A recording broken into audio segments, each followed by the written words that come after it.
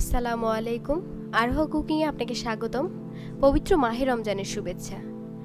আজকে আমি আপনাদেরকে তৈরি করে দেখাবো সহজ একটি রেসিপি।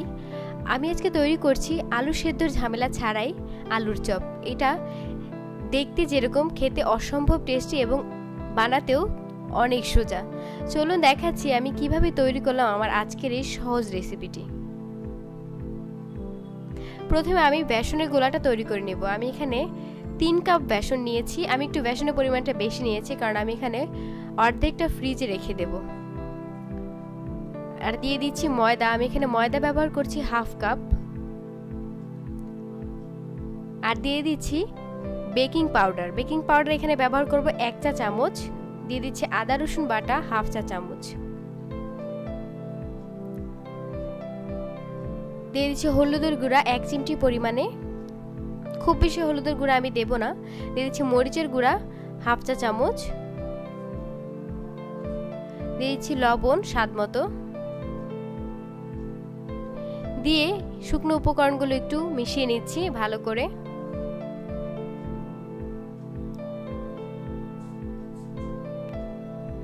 এখন আমি এই ডোটা তৈরি করব। অল্প অল্প করে পানি দেব এবং এটা গোলাটা তৈরি করব। একেবারে অনেক বেশি পানি দিতে যাবেন না, এতে করে গোলাটা অনেক পাতলা হয়ে যেতে পারে বা অনেক ঘন থাকতে পারে। অল্প অল্প করে পানি দিতে হবে এবং অল্প অল্প করে তৈরি করে নিতে হবে। এই ক্ষেত্রে আপনারা ঠান্ডা পানিটা ব্যবহার করতে পারেন, তাহলে খুব বেশি মচমচে হয়। অনবরত নাড়াচাড়া করে আমি এটা তৈরি করে নিচ্ছি। খুব ভালো করে নিচ্ছি। খেয়াল রাখতে হবে এটা যেন অনেক বেশি পাতলা না হয়ে যায়। একটু দেখিয়ে দিচ্ছি এটার ঘনত্বটা কিরকম। এভাবে করে যখন অল্প অল্প করে পড়বে তখন বুঝতে হবে যেটা হয়ে গেছে।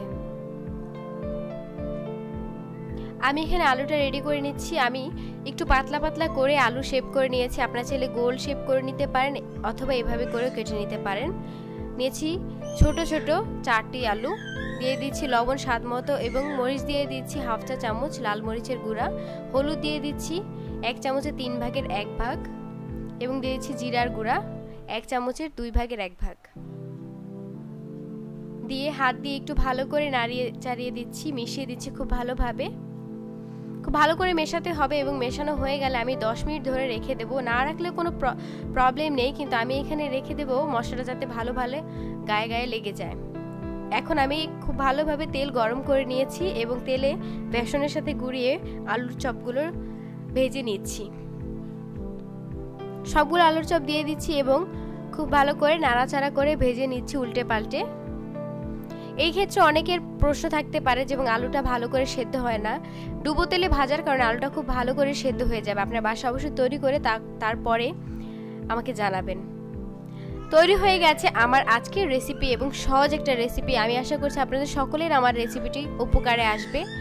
আলু সেদ্ধ ঝামেলা ছাড়াই আলুর চপ। ভালো লাগলে অবশ্যই আমাকে জানাবেন। বাসায় তৈরি করবেন, তৈরি করে খেয়ে আমাকে জানাবেন কেমন হলো আমার আজকের ভিডিও। Thank you viewers. আবারও দেখা হবে অন্য ভিডিওতে।